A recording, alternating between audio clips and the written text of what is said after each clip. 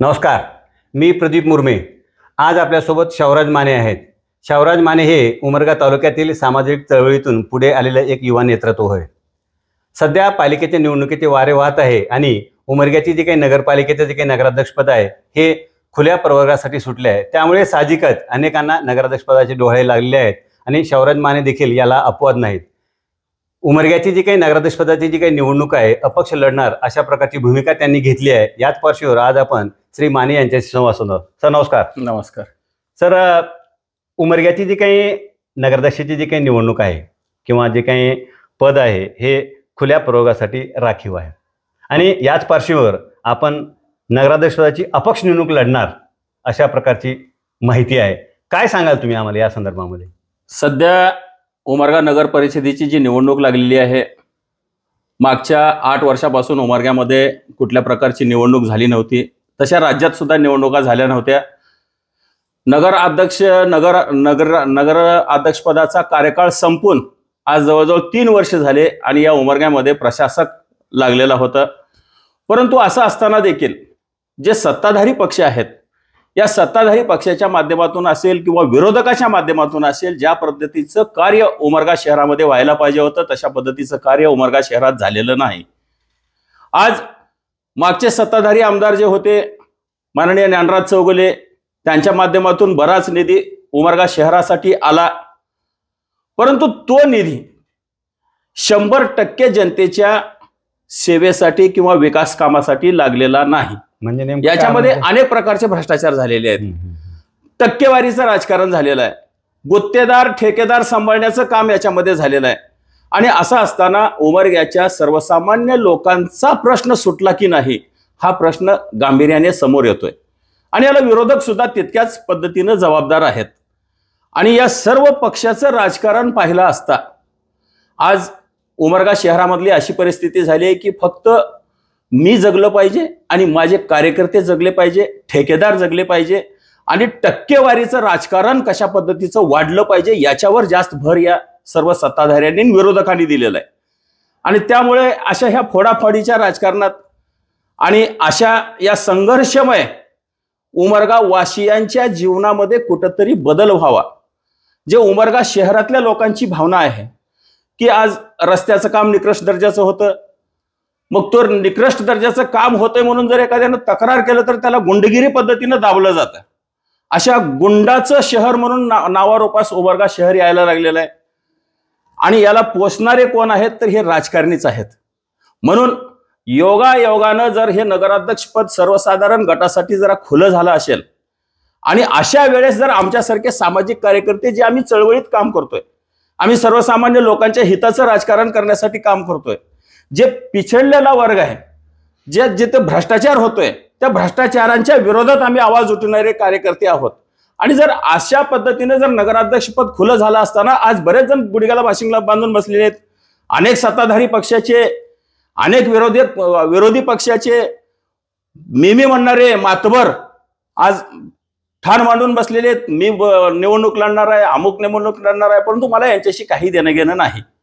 मला सर्वसामान्य उमरग्यातल्या शहरवासियांच्या विकासासाठी आणि हे जे काही रखडलेले काम आहेत, ही जी काही गुत्तेदारी माजलेली आहे, ही टक्केवारीचं राजकारण जे माजलेलं आहे, ह्याला संपविण्यासाठी मी एक अपक्ष आणि उमरगा शहरांचा प्रतिनिधी म्हणून मी निवडणूक लढणार आहे आणि विजयी होण्यासाठी लढणार आहे। सर, आज जर आपण बघितलं की राज्याच्या जे काही राजकीय पटलावरती राजकीय जे काही पक्ष आहेत त्या राजकीय पक्षांची गर्दी झालेली आहे। राष्ट्रवादी काँग्रेसमध्ये 2, शिवसेनेचे 2 आपण बघताय। मग आता मला सांगा तुम्ही की हे जे काही पक्ष आहेत आणि तुम्ही तर म्हणता की अपक्ष लढणार, आता एखादी निवडणूक लढवायचं म्हणल्यानंतर तुम्हाला माहित आहे फार मोठा पैसा लागतो, साम दाम दंड भेद ही जी काही नीती आहे या नीतीचा अवलंब करावा लागतो। आणि मग हे जे काही राजकीय पक्ष आहेत ते राजकीय पक्षाचे जे काही उमेदवार आहेत त्यांच्या तुलनेमध्ये तुमचा टिकाव लागणार का? काय सांगाल तुम्ही आम्हाला? कारण तुम्ही तर चळवळीतून पुढे आलेले नेतृत्व। आज सरजी तुम्ही सुद्धा उमरग्याचेच रहिवासी आहात, तुम्हाला उमरग्याचं राजकारण माहिती आहे। उमरग्यातली जनता सुज्ञ जनता आहे, समजदार जनता आहे आणि याचंच उदाहरण आता आपण मागच्या विधानसभेला जी निवडणूक झाली त्या निवडणुकीच्या माध्यमातून आपण पाहिलं की एका बाजूला भरमसाठ पैसा होता आणि दुसऱ्या बाजूला एक सामान्य उमेदवार होता जे की प्रवीण स्वामी म्हणून, त्या प्रवीण स्वामीचा विजय झाला की नाही हो? लोकांनी पैसा देऊन, वेळ देऊन, मत देऊन त्याला निवडून आणलं. का आणलं? कारण उमरग्यातली जनता ही सध्या सुज्ञ जनता झालेली आहे. लोकांना कळायला लागलेलं आहे खरं काय खोटं काय, आणि म्हणून ते अशा ह्या पक्षांच्या भंपकगिरीला कंटाळलेले आहेत. परंतु त्यांना कुणीतरी एक आपला जनतेतला आवाज पाहिजे, आपला प्रतिनिधी म्हणून समोर येणारा माणूस पाहिजे. तसं मी कुणीतरी आमच्यासाठी उभारलं पाहिजे असं ज्या उमरग्याच्या लोकांना वाटतंय, तो कुणीतरी मी म्हणून मी समोर येत आहे. आणि अशा ह्या सर्व लोकांना उमरग्यातली जनता जागा दाखवून देईल. यांच्या गुंडगिरीला, यांच्या बदमाशगिरीला, यांच्या टक्केवारीला, यांच्या ह्या भ्रष्टाचाराला उमरग्यातली जनता कंटाळलेली आहे. त्यांना एक माझ्यासारखा निर्भीड आणि निस्वार्थी कार्यकर्ता हवा आहे. मी मागच्या 20 वर्षापासून चळवळीत काम करतोय, आणि चळवळीत काम करत असताना अनेक आंदोलने मी केले, अनेक गोरगरीब लोकांना मी न्याय मिळवून दिले, अनेक लोकांसाठी मी आवाज उठवतोय. मंत्रालयातून कशा पद्धतीचे कामं आपण करून घेऊन आलं पाहिजे ही सुद्धा आपल्याला जाण आहे.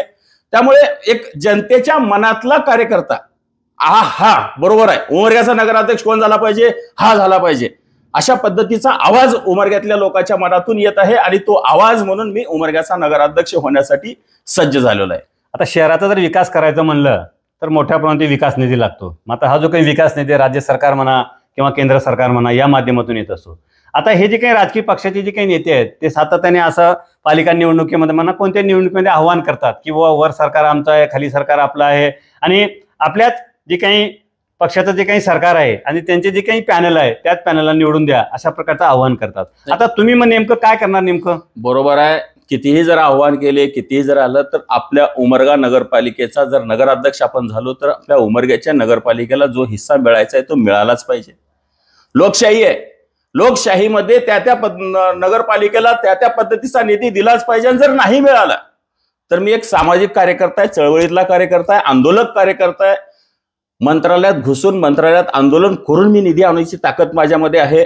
आणि या सर्व जर अशा पद्धतीचे जरा दडपशाहीचं राजकारण पुढे यायला लागलं तर त्याच्या विरुद्ध बंड पुकारणारा आणि जनतेला आक्रमक करून निधी मिळवून आणणारा मी एक कार्यकर्ता आहे. त्याच्यामुळे लोकांना ह्या बाकीच्या सगळ्या गोष्टीवरती काही फरक पडणार नाही. लोक माझ्या पाठीशी खंबीरपणे उभे राहतील आणि एक सर्वसामान्याचा नगराध्यक्ष म्हणून मला निवडून लोक देतील ही मला 100% अपेक्षा आहे. आणि म्हणूनच मी कुठल्याही प्रकारचा असा विचार न करता त्या वेळेस जे मुद्दे समोर येतील त्या पद्धतीने आपण बोलत राहू.